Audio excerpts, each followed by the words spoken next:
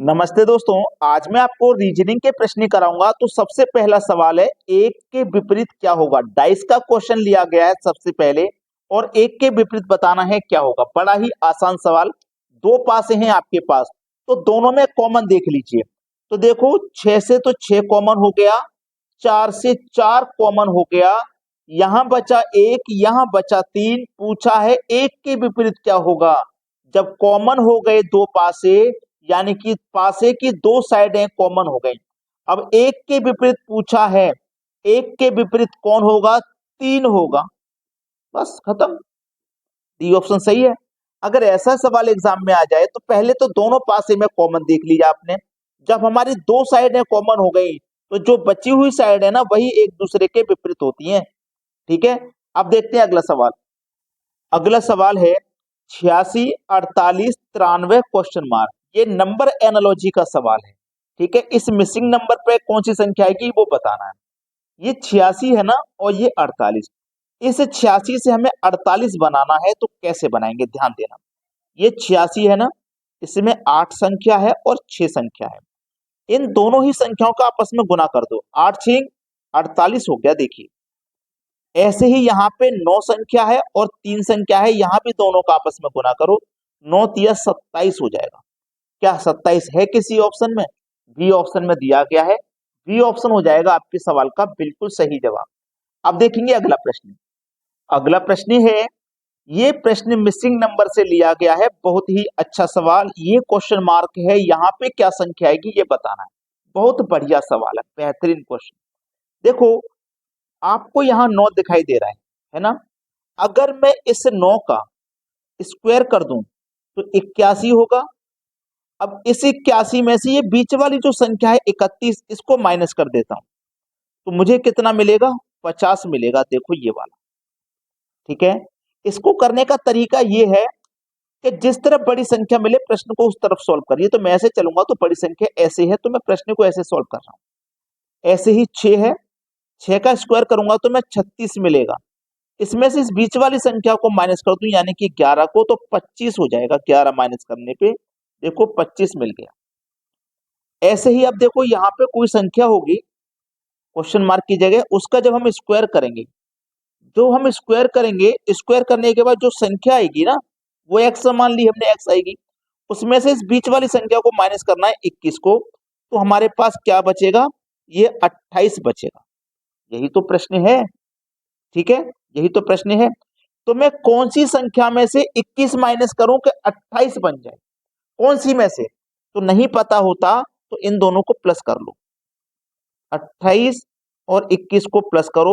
9, 2 और 2 4, यानी कि वो संख्या 49 है। 49 है, एक्स का मान 49 है। एक्स का मान 49 है, तो 49 किस संख्या का स्क्वायर होता है? बोलेंगे 7 का स्क्वायर होता है सर। 7 का स्क्वायर करोगे 49 आएगा, 49 में से माइनस करोगे 21 तो 28 आएगा। यहाँ पे आने वाली संख्या 7 है। बी ऑप्शन हो जाएगा सवाल का सही जवाब। अब देखेंगे अगला प्रश्न। अगला सवाल, इस प्रश्न में त्रिभुज बताने हैं कितने हैं। बहुत अच्छा सवाल है। देखिएगा, सबसे पहले तो मैं आपको एक थोड़ा सा बेसिक बता दूं कि जब इस तरीके की आकृति हो आपके पास, इस तरीके की, है ना, तो 1 2 3 4, 4 का 2 गुना 8, ऐसी आकृति में ना 8 ट्राइंगल होते हैं। तो ऐसी आकृति देख, तो एक तो ये हो गई और एक हो गई, ये 2 हो गई ना। तो 8 इसमें बनेंगे, 8 इसमें बनेंगे, तो 8 प्लस 8 बन चुके। ठीक है, जोड़ लिए मैंने। अब 8 और 8 बन गए ना, तो 1 2 3 4, 4 ये हो गए, 4 मैंने ये जोड़ दिए, प्लस अब 1 2 3 4 ये हो गए, तो 4 मैंने ये भी जोड़ लिए। ठीक है, यहां तक किसी को कोई दिक्कत नहीं।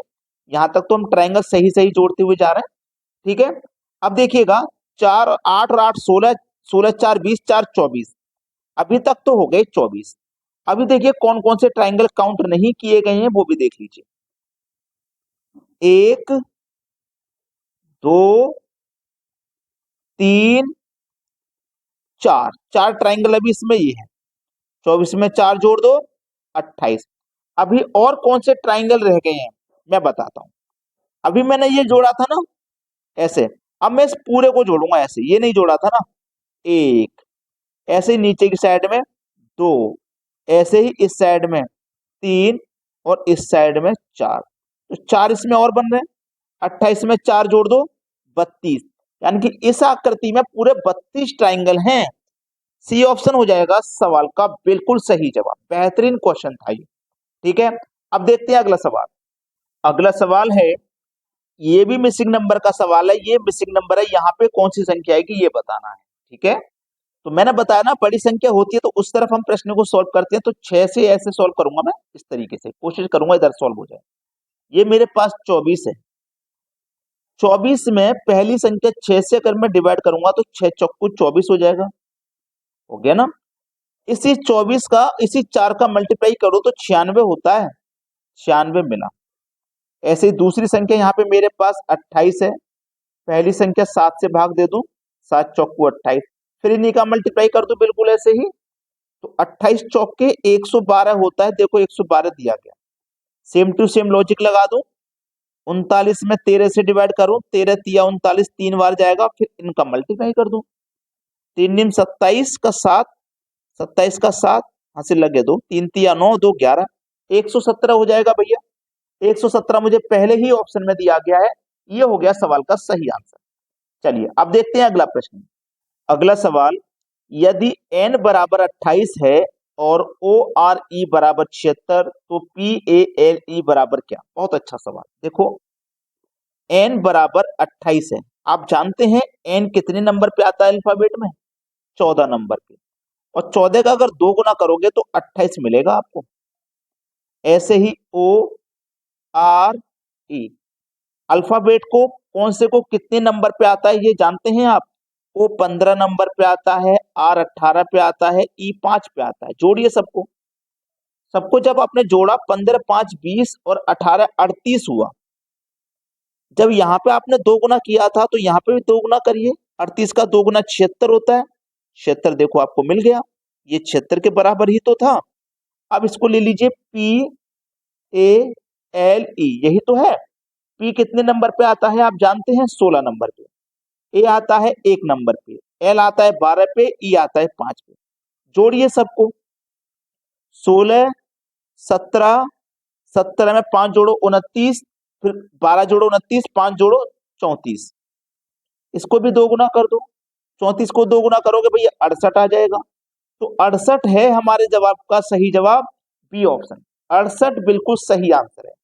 तो जिन बच्चों ने वीडियो को ना अभी तक लाइक नहीं किया है, वीडियो को देखे जा रहे हैं लाइक नहीं करते, लाइक कर दीजिए और शेयर कर दीजिए। अगर आपको किसी भी चैप्टर से कोई भी वीडियो बनवाना है तो हमें कमेंट में जरूर बता देना। ठीक है दोस्तों, धन्यवाद।